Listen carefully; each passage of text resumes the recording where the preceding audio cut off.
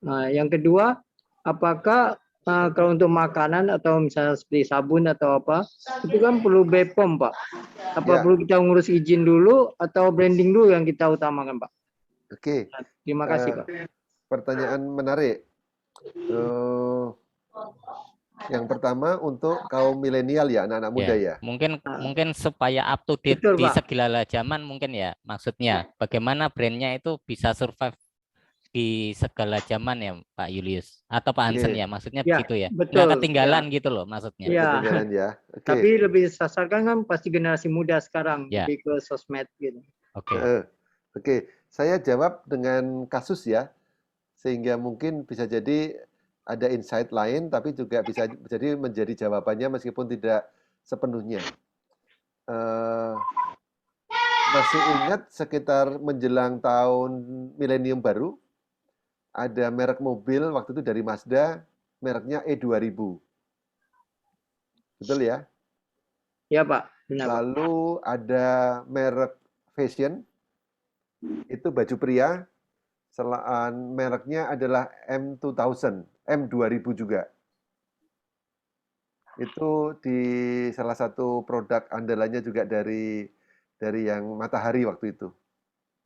Lalu ada satu gedung di MT Haryono, itu dikasih nama Gedung Milenia. Jadi seakan-akan datangnya tahun 2000 itu menjadi euforia, menjadi satu penanda yang penting banget. Terus dibikin menjadi nama brand. Tapi apa yang terjadi? Ketika tahun 2000 lewat, seakan-akan dan lewatnya itu sudah langsung kelihatannya sudah kuno banget gitu brand yang memakai nama itu. Yang memakai menyandang nama milenia. Nah, termasuk waktu itu kami membantu untuk rebrandingnya. Kalau teman-teman masih belanja baju-baju eksekutif anak muda, yang namanya M2, itu dulu awalnya adalah M2000. Itu sejajar dengan The Eksekutif segala gitu. Ini dunia branding. Jadi ada nama yang terlalu mengagung-agungkan suatu momentum, tapi terus akhirnya jadi obsolete, jadi kuno. Misalnya, dulu ada ketika rame-ramenya provider atau bisnis provider itu ada yang namanya astaga.com. Hmm, Nah, kata astaga itu kan suatu yang konotasinya suatu yang terkejut tapi ya, sebentar gitu kan. ya. Ya, dan benar akhirnya kan nggak long lasting juga. Hmm, Ada yang seperti itu. Nah, pertanyaannya sekarang, ada juga brand-brand yang kok bisa bertahan lama. Kenapa? Karena dia memakai nama yang memang sifatnya long lasting. Istilah-istilah kata-kata yang mau dipakai kapanpun juga tidak lekang dengan waktu. Ya, orang dengar kata Lux ya, sabun Lux itu udah umurnya ratusan tahun. Lifebuoy juga itu ya karena juga dipelihara ya, ya. karena dijaga, di-manage segala gitu. Jadi itu satu. Jadi memilih nama jangan cenderung nama yang mudah diingat atau mudah dicerna tapi trendy, hanya tren aja, Ngepop aja ya. Oh. hanya Cepat ngepop hilang. aja. Betul. Kecuali Anda memang mau membangun brand yang katakanlah ya sudah memang umurku ini brandnya pendek kok. Hmm, Hanya sifatnya ngikutin arus zaman aja gitu. Tapi kalau Anda berpikir panjang, pilihlah nama-nama yang ada kata-kata itu yang punya vibrasinya itu long lasting. Nanti itu misalnya. Lalu yang pertanyaan kedua tadi, mohon maaf soal BPOM dulu atau ngurus brand dulu gitu ya. Betul, Pak. Nah, Itu ada pertemuan Bapak nggak Ibu sih? dan juga teman-teman Jam berapa? terkasih, kalau nafas Anda panjang, kalau kapital Anda besar dan Anda perusahaan yang terkenal, perusahaan yang memang jangka panjang, itu memang BPOM itu satu keharusan. Tetapi kalau untuk UMKM, untuk usaha kecil, saya kira menghasilkan duit dulu jauh lebih penting. Tapi cara jualannya memang belum belum bisa kita langsung bingar-bingar dengan menggunakan seperti seakan-akan kita sudah punya BPOM. Saya punya teman di Jogja, tapi dia mengembangkan kelor itu dari Kupang karena katanya kelor dari Kupang itu yang paling bagus dan prosesnya memang dilakukan dengan sangat bertanggung jawab. Nah, sembari dia sudah jualan di online, tapi dia belum buka iklan besar-besaran. karena belum dapat BPOM-nya. Tapi kalau dia menunggu BPOM, ya dia nggak jualan-jualan. Begitu Oh, jawaban saya, Pak Chandra. ya, jadi Mudah-mudahan sedikit mengikuti memberi. kondisi ya. Kalau yang pertanyaan kedua tadi ya Mas Julius, kondisi Ah, kita masing-masing kalau kita cukup modal untuk mengurus langsung perizinan-perizinan termasuk tadi BPOM untuk makanan dan minuman dan obat-obatan atau herbal itu memang bisa langsung masuk ke situ. Tapi kalau kita sedang merintis, melihat juga pasar dan sebagainya dengan kondisi kita bisa memilih untuk memulai saja dulu, saya baru kira begitu. kemudian proses perizinannya dilakukan berjalan seiring dengan perkembangan usaha kita gitu ya Mas Ilyas. Betul, karena ngurus di BPOM itu juga selain lama juga, meskipun ada beberapa yang difasilitasi oleh beberapa ini UKM ya, Ya, PIRT kalau nggak salah pakai ke ya itu cepat. apa industri dinas industri apa kalau nggak salah. Betul. Heeh. Sekarang sangat digalakkan ininya untuk membantu proses proses BPOM-nya bisa cepat, termasuk halal juga katanya. Ya, Tapi saya sudah agak lama tidak bersentuhan dengan beberapa perusahaan yang membantu soal itu. Nah, oke. izinkan saya masih punya berapa waktu lagi? 5 menit, 10 menit, Ya, eh, atau sudah habis? sudah masih cukup 15 menit Mas Yulis. Oh, oke. Saya coba sharing sedikit ya. Ini saya besarkan bahwa pertama kali yang sering saya minta kepada klien atau teman-teman yang akan membrandingkan bisnisnya, pertama kali adalah mencoba duduk untuk menentukan brand personality kita.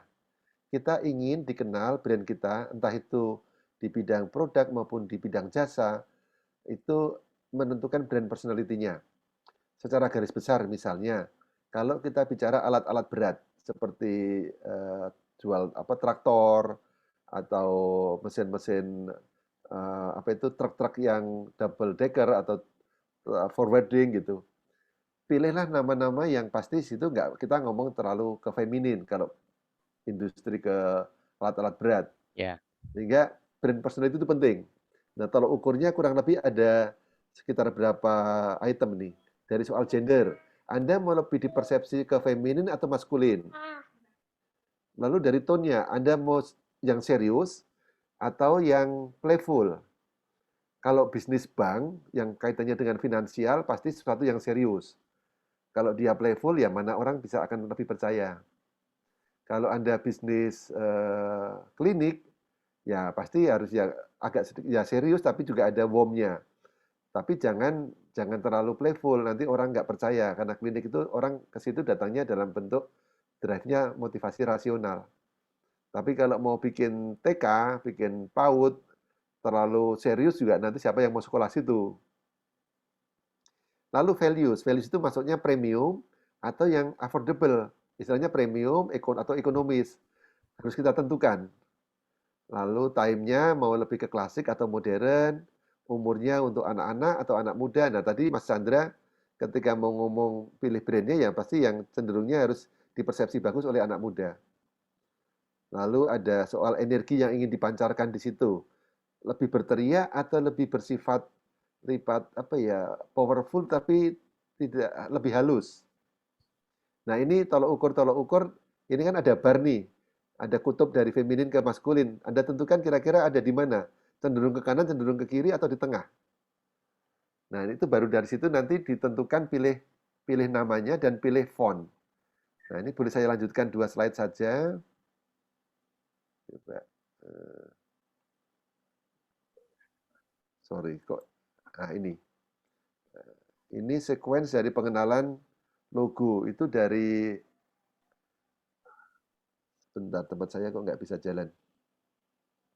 Tapi terlihat di layar ya, terlihat ya. terlihat Nike, KFC, Oh, Sosro. oke. Jadi ada unsur warna, ada unsur bentuk, ada unsur tipografi, lalu ada unsur simbol atau picture. Kan sering teman-teman ketemu logo-logo yang familiar kan ini ya. Jadi sequence atau urutan orang mengenali brand kita itu terutama pertama dari warna dulu, baru masuk ke bentuk, lalu baru masuk ke tulisan apa sih di dalamnya, sampai seandainya ada picture atau simbolnya. Yang saya contohkan adalah Nestle. Dan juga berlaku seperti tadi ketika saya dalam video pengantar menjadi juri ombudsman, berlaku prinsip dasar less is more. Semakin sederhana, semakin mudah diingat. Coba Anda lihat 5 gambar ini dalam waktu 3 detik. 1, 2, 3. Lalu Anda pejamkan mata. Yang masih teringat di kepala, yang masih di bayang-bayang Anda, logo apa? Nike. Logo Sosro, logo Nike. Karena Nike sangat simple, Sosro sangat powerful, nah itulah ciri-ciri logo yang bagus. Dilihat sebentar, langsung ingat. Nah, saya kira sebenarnya, satu lagi tadi saya janji mau cerita ini ya, psikologi warna ya. Mungkin slide terakhir. Sebentar, ini kok stuck ininya. Kalau Anda ingat, ini warna yang paling dominan, warna apa itu ada ininya. Nah, ini dia. Coba. Warna itu menyampaikan pesan tertentu. Optimis, ramah, atau sesuatu yang menimbulkan gairah, excitement, atau kreatif, atau soal trust, peaceful, atau netral, balance. Ini ya, brand-brand yang sebenarnya sering kita temui ya. Mulai dari HP, mulai dari Coca-Cola, ada juga UPS, Shell, Fanta. Ternyata warna itu ada psikologinya. Nah, ini yang saya kira bisa direnungkan. Kalau warna hijau hampir pasti kita ngomong soal green, soal peace gitu ya, soal health gitu. Ini satu rumus yang bisa kita pakai untuk mengevaluasi brand kita. Bukan salah dan benar, tapi inilah sebenarnya psikologi color dalam branding. Sadar tidak sadar, ini akan mempengaruhi values dari brand kita. Nah, ini icip-icipnya begitu, Mas Baskoro. Ini saya tutup aja share screen-nya. Kita lanjutkan ngobrol mungkin. Tapi saya setuju kalau Anda mulai memperkenalkan dominan color di brand Anda apa sih? Kalau Coca-Cola selalu merah gitu kan ya? Ya. Supaya lama-lama dikenal. Matur nuwun, terima kasih banyak teman-teman. Terima kasih Pak Julius. Terima kasih. Jadi saya juga dengan warna-warna itu saya juga keingat. Biasanya kalau merek minuman itu relatif semuanya biru. Tetapi ada satu brand yang berani dengan warna yang agak merah gitu ya. Tadi masuknya ke youthful, lebih muda. Itu merek apa ya? Cleo. Ya, Cleo berani tampil beda karena memang dia ingin mencoba terlihat berbeda dengan merek-merek lain ya Mas Julius ya. Betul. Ya. Pak Julius mohon saran, maaf. Ya, silakan ini Bu. logonya Kenzie Bakery seperti ini. Menurut Bapak gimana, Pak? Oke. Kelihatan nggak ya? Kelihatan sudah.